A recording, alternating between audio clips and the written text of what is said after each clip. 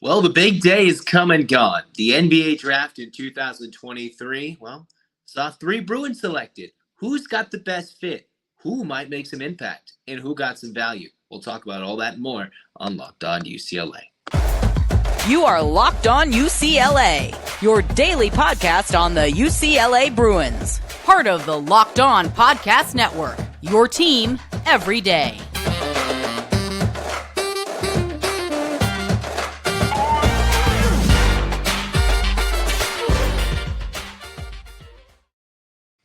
Welcome, everybody, to the Locked On UCLA podcast. I'm your host, Zach Anderson-Yoxsimer. Thanks for tuning in and making this your first listen each and every day. It's free wherever you get your podcast, and it's available on YouTube. So like, comment, and subscribe. And thanks for all your support. Let's get right into it because, hey, NBA draft season, the draft, everything in between has come and gone in 2023. The Bruins having their most players drafted in the last nearly 6 years, coming through with a lot of big-time talent that's going to leave this roster for a team that made the Sweet 16, but we wish these players all the best. Between Jaime Jaquez Jr., Amari Bailey, you've got the likes of Jaylen Clark, and still to be determined, Tiger Campbell and David Singleton if they get a G League contract, a Summer League contract, and that has not happened at the recording of this podcast from what I've seen. So those two, between Singleton and Campbell, will have to wait to see where their pro prospects lie if they wish to continue. Other than that, let's start with Jaime Jaquez Jr. And I know we did a little teaser episode about his fit with the Miami Heat, but we got to start with him because everybody seems to love this pick for the Miami Heat at number 18, a guy who you can read just about any publication, any local paper, any big national paper between the LA Times. You can look at CBS Sports. You can look at you can even look at ESPN, right?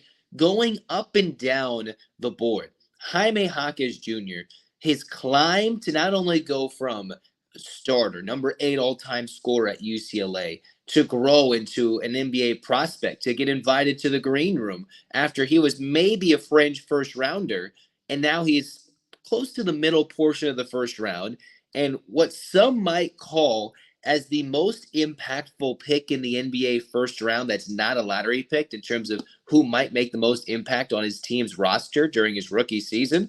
There are quite a few guys, especially reading on ESPN, saying Jaime Jaquez Jr. is that guy that can truly make an impact. And reading between the CBS Sports and ESPNs and even dabbling and taking a look at the Athletic, a lot of people are giving high grades for the Jaquez Jr. pick, which as UCLA fans, as we've watched Jaquez come and grow, blossom into the player, the maturity, some might say the gamesmanship, the on-court savvy, there's been the hustle plays that some might have put side by side next to Jimmy Butler, and they say this is the same guy, he's just younger, and his name is Jaime Jaquez Jr., right? So you've got that grit and tenacity that Jaquez Jr. will come to. And while he won't necessarily be that vocal leader as a senior on a collegiate team, he certainly fits in that Miami Heat culture, a team that just finished short of winning an NBA title, losing to Denver in 5 games. But from reading what the Heat need, they have some guys between Gabe Vincent, Max Strus. You've got guys that are needing contracts, and Jaquez Jr., well, being on that rookie contract kind of gives them a key role player potentially off the bench who could, as some might say, sub in for Jimmy Butler if that is how it plays out, or go in and be that tough-nosed guy off the bench playing those minutes that can give those solid plus-minus moments for teams when they need their bench to come in. And Lord knows, hey, come on, you see the Miami Heat, all those players miss so many games. They're going to need guys who can be tough players on the court and play a lot of minutes. That's what Jaquez can provide.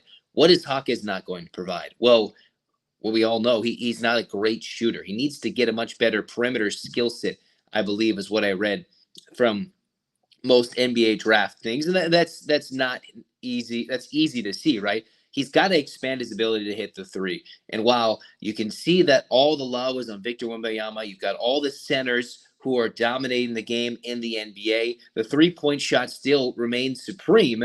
And if Jaquez can develop a touch, not from 3, but from NBA range too, hitting a corner triple, hitting about 30% from the corner, 35%.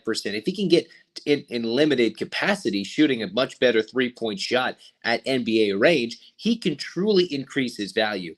But in terms of the ability to grow, the B rating, a very high, solid rating from every publication, everybody, even seeing the comments from the Heat fans last night, all the UCLA fans.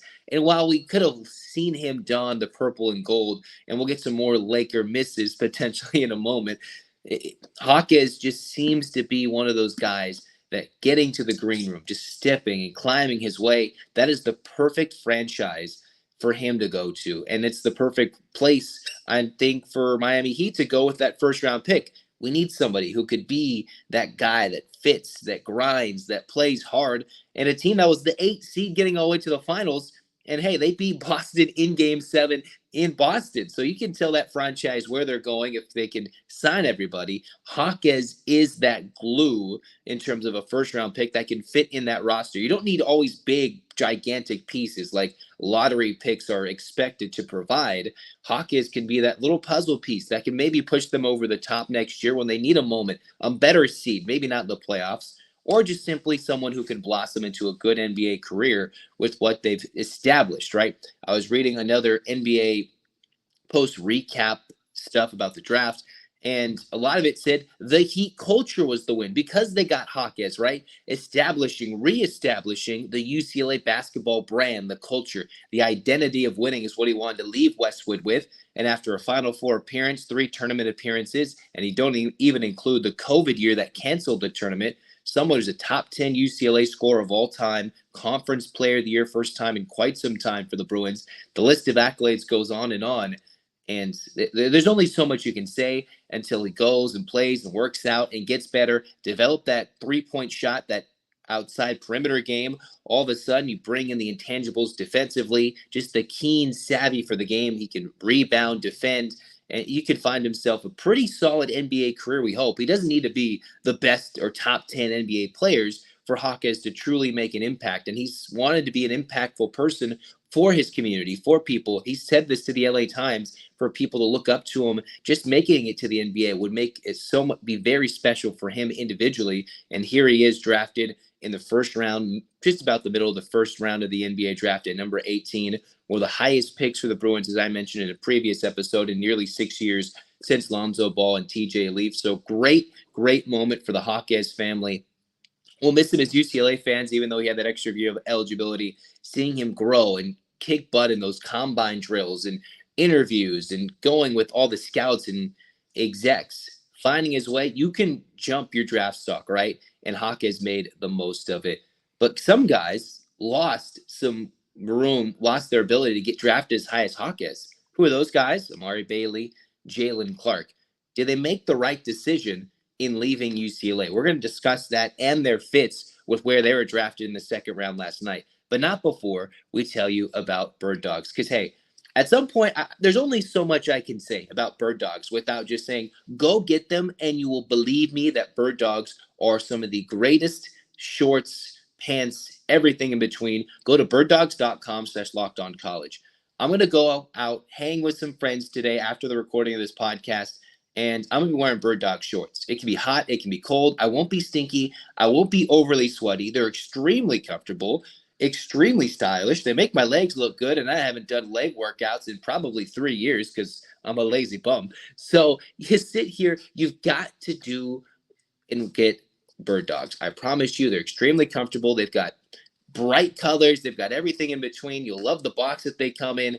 Go to Birddogs right now, birddogs.com/lockedoncollege, and get a free Yeti-style tumbler with your order. You won't want to take off your Birddogs. I promise you. I so very much promise you.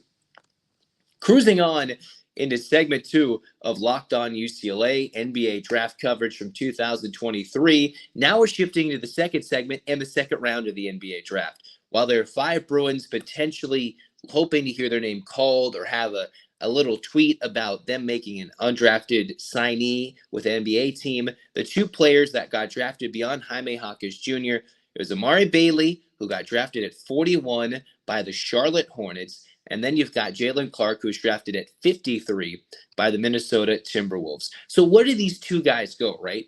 They had lost their good status with NBA teams for a variety of reasons, right? Jaylen Clark was so good defensively that it was clear cut that he was going to make his jump to the NBA, only for him to hurt his Achilles in the regular season finale in the early month of March 5th, I believe, right? Or March 4th, whatever day it was, against Arizona, which one truly killed UCLA's national championship hopes once that injury occurred, and then almost hurt his chances to get drafted. But after receiving positive news for the National Defensive Player of the Year to go along with being the Conference Defensive Player of the Year, Clark got his name called and had to battle through the injuries, got that positive news, and going to the Timberwolves, he could be a guy on a younger team that's trying to grow and blossom by being that guy as a defensive player that truly makes an impact top to bottom when he's healthy and if he gets healthy. He only dropped because if he had no injury, there would be a little bit less question marks. He probably won't be able to play until late 2023 in December or even early 2024. And when making that decision of should I go back to college, have to deal with classes, rehab, and then play college ball only to see if I get healthy and drafted next year, or run off of all the numbers, the stats, and the highlights he showed by being a game-changing player defensively, rebounding, despite being a little bit shorter after being looked at the NBA Combine, he also found out, hey, he's got a 6'9" wingspan, so he can play some good defense with that long wingspan and be a lot tougher defender than some might expect when you see him up close in person, especially for the opposing NBA player that has to go 1v1 against him with Clark playing defense. He's got to improve the finish at the rim, in my opinion, has to get a much more consistent three-point shot. He did hit some big threes. Of course, UCLA fans will remember that Clark triple to beat USC at Pauley Pavilion earlier in the season, right? When the Bruins nearly collapsed, Clark hit that big three for the win just a few seconds before the buzzer. But here we are, Clark, about a 30% three-point shooter in college, has to improve upon that, but most importantly, it's his health. I was reading Adam Finkelstein's article from CBS Sports grading every pick of the NBA draft. And it was funny. He wrote one time, I don't give a lot of second round grades of A's in terms of the team picked this guy and it's going to be an A. And if Clark's health goes according to plan and he plays and becomes a good young basketball player like he was prior to the Achilles injury, he gave the T-Wolves an A for such a good non-risk, low-risk pick if he can be healthy. That's the thing for Clark to be a solid NBA player. Will he be ready to go? Will he even make that impact in his rookie season for the T-Wolves? That's all to be determined, but that we'll see what happens. So Clark got an A grade. Everybody loves him. We'd love to see him come back for another year when it looked like he might be trending back to Westwood. Instead, his name is called, and we hope his health and everything goes well for him in the future. Now the big question mark. Amari Bailey, right? Amari Bailey sits here, especially it's intriguing that he's in the draft class with Amani Bates now coming from Eastern Michigan, both extremely hyped out of high school going into college. And while the Bates situation is a little bit different than what Amari Bailey went through, both those players were expected to be lottery picks, right? You would have expected them to go in the top 10, top 5, maybe not top 5, but you get my point. They were expected to be those top level players.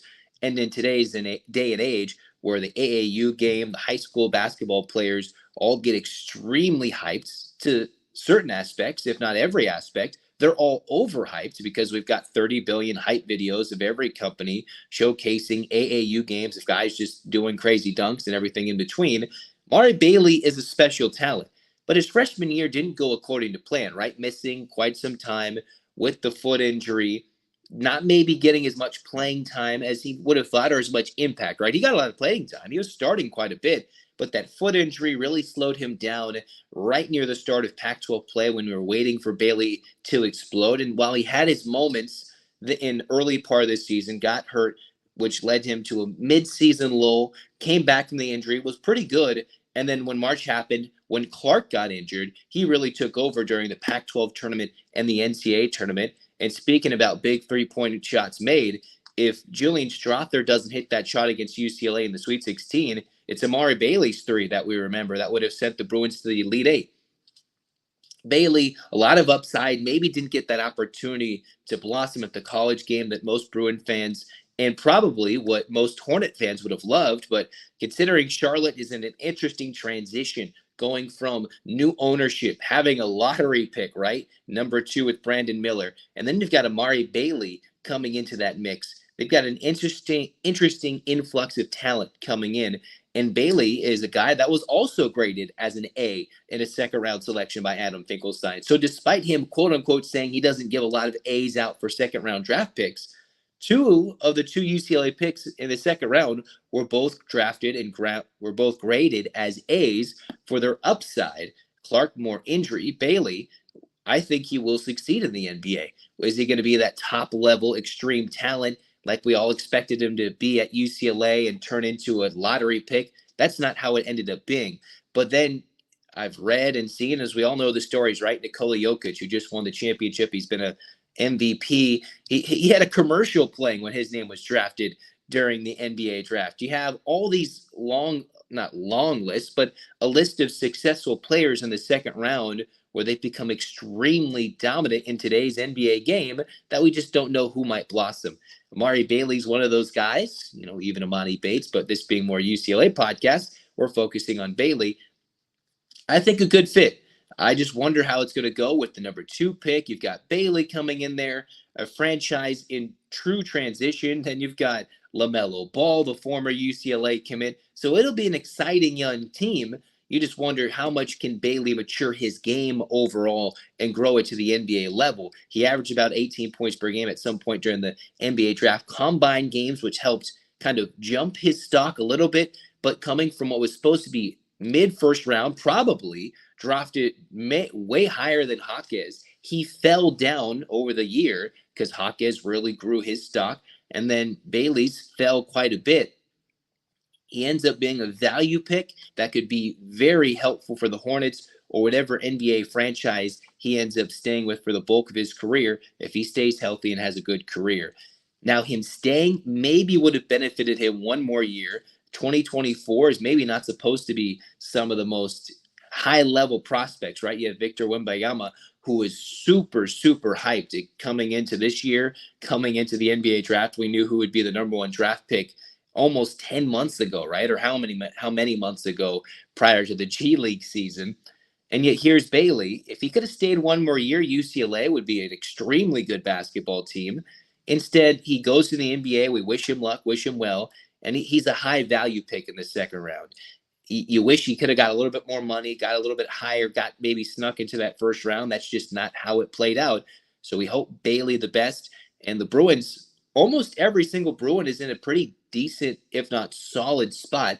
Jaquez, great fit. You've got Clark, who has his time to recover and hopefully becomes that player he was at UCLA.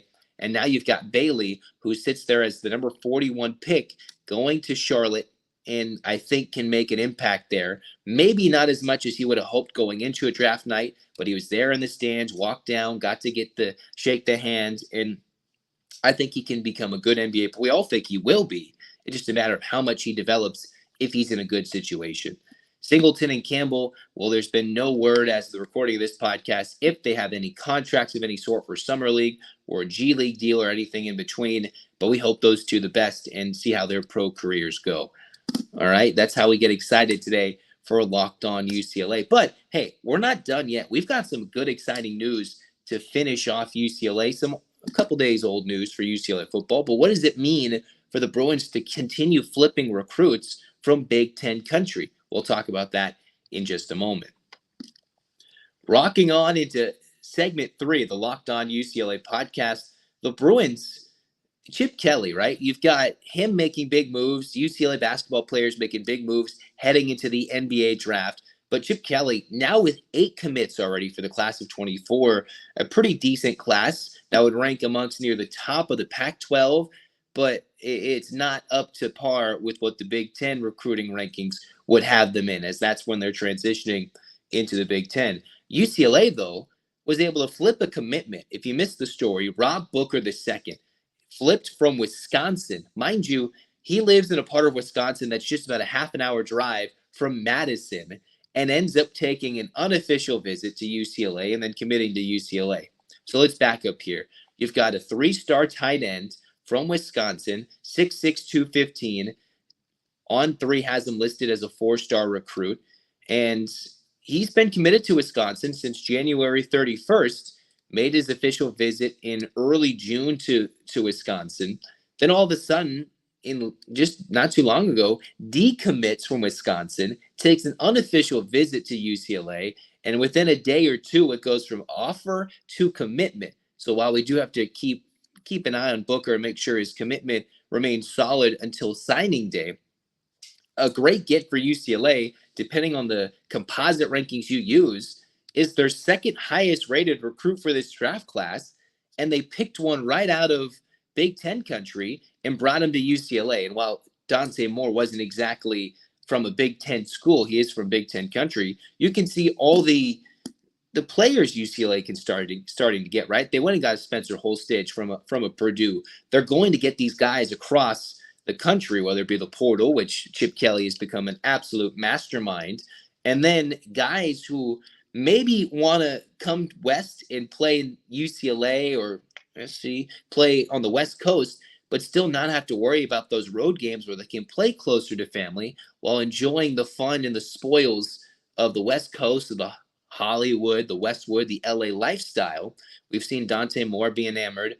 Booker, who is going to be a big-time tight end commit. UCLA is already under the Chip Kelly era, produced quite a few tight ends from Greg Dulcich, Ezekiel getting a contract, and names I've already forgotten off the top of my head. There's at least 4 UCLA tight ends who have either been drafted or signed by an NFL team during this tenure from Chip Kelly.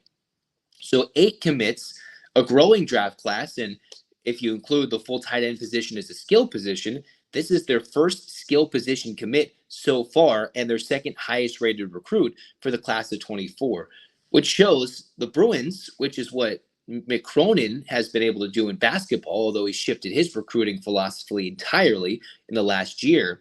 Chip Kelly can go and point to somebody, hey, who is this guy, right? And I think it was Mark Schroller, if I read correctly, who kind of showed some tape of Booker over to the UCLA coaching staff. The Bruins made a visit, and all of a sudden, the former Wisconsin commit decommitted, and the Bruins are showcasing they've got some power to go steal some players from their own home states, which is what Mick Cronin did with the Brandon Williams for this class of 23, getting someone from New York and bringing him to Los Angeles, to Westwood in basketball. Chip Kelly's learning how to do the same by flipping a Dante Moore from an Oregon to UCLA, already seeing the Big Ten spoils, providing UCLA with some talent.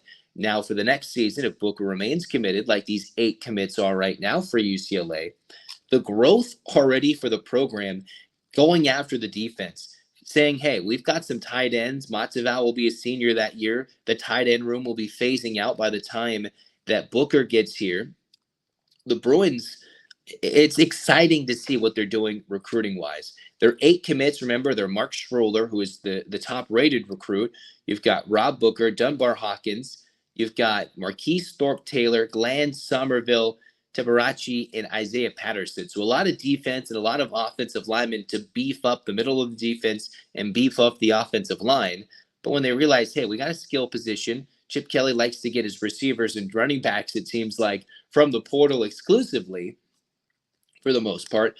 The Bruins are stacking up this class. It may not look the most eye-popping. It may not be as great as you might think according to composite rankings from On3, 24/7 Sports, or Rivals, or any other site you might use in ESPN or everything else. But the Bruins are building something, and I think Chip Kelly has finally figured something out in terms of getting different guys. It might not be those 5-star recruits every single time. The Bruins, since the rating system has become a thing, don't have too many 5-star recruits in the rankings history, but getting guys that develop into talented young ball players and become ready for the NFL, especially offensively, is what Chip Kelly has become a mastermind, a genius at doing, transforming the game, not only in the portal offensively, but hopefully transforming this UCLA team into a good program. Now, we know that first year in the Big Ten will be a gauntlet. It won't be easy. So I'm not expecting this class of 24 to help bring this team to a dominant sense in 24. But in 25, when the schedule lightens up, I think the Bruins could have a much more competitive shot when these freshmen turn to sophomores, and maybe these portal guys, whoever will be in the future, can turn into a solid unit each and every place for UCLA football. Overall, Chip Kelly making things happen, 8 total commits. The Bruins are climbing the rankings. They've got a 47 overall rank when it comes to their football recruiting class next year, and I think it's only going to get better once the portal opens after the 23 season and the real fun begins. So get excited, Bruins fans, which is why you should keep listening to the Locked On UCLA podcast. Become an everyday listener for Locked On UCLA, and hey, have some fun. Hit the subscribe button on YouTube, like, comment, everything in between. We'll talk more recruiting, more basketball, and more UCLA sports as the days wind down in June. Hands up, Bruins fans. 8 clap time, baby. And 1, 2, 3, 4, 5, 6, 7, 8. UCLA. UCLA, fight, fight, fight. Yeah, we're going crazy. We're a little sleepy this morning. But Locked On UCLA, signing off. Zach Anderson-Yoxsimer saying, go Bruins.